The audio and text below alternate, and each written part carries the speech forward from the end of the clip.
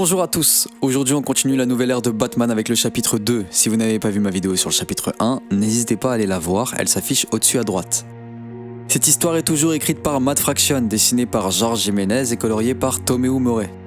Avant de rentrer dans le vif du sujet, n'hésitez pas à vous abonner pour suivre les aventures de Batman avec moi et de liker la vidéo si vous aimez. Et pour le référencement, commentez, je suis curieux de savoir ce que vous pensez du nouveau Batman. Le numéro s'ouvre sur un flashback chez les Wayne. Bruce enseigne comment conduire une voiture à transmission manuelle à Tim Drake, une petite scène familiale avant le chaos.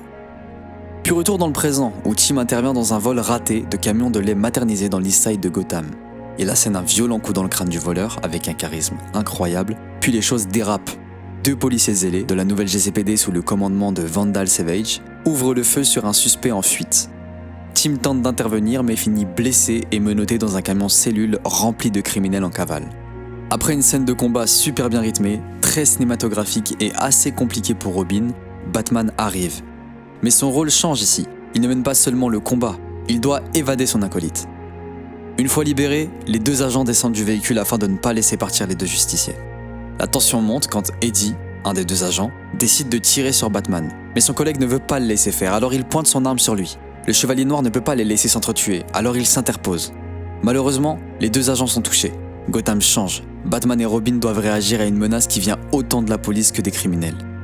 J'épargne les détails, on va directement se hisser à la fin de l'histoire qui se termine sur un cliffhanger puissant.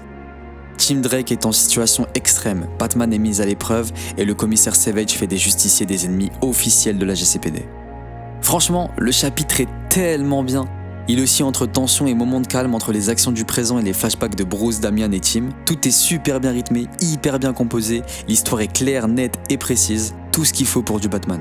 Évidemment, les planches sont géniales et on peut que remercier Jiménez et Morey pour ça. Et les thèmes abordés sont pas nouveaux mais très bien amenés et on ne peut que remercier Fraction pour ça. En résumé, ce chapitre 2 reprend les bases posées dans le numéro 1, mais change légèrement d'axe. On zoome sur Robin, sur l'institution policière, sur la dynamique interne du duo. Et du coup, ça prépare le terrain pour un conflit plus large. Donc dans notre prochain épisode, on s'attaquera au chapitre 3, où je pense que la tension va monter encore d'un cran. Merci de m'avoir écouté pour ce deuxième chapitre de Batman 2025. Likez, commentez et abonnez-vous pour la suite de la série. A très bientôt dans Gotham City.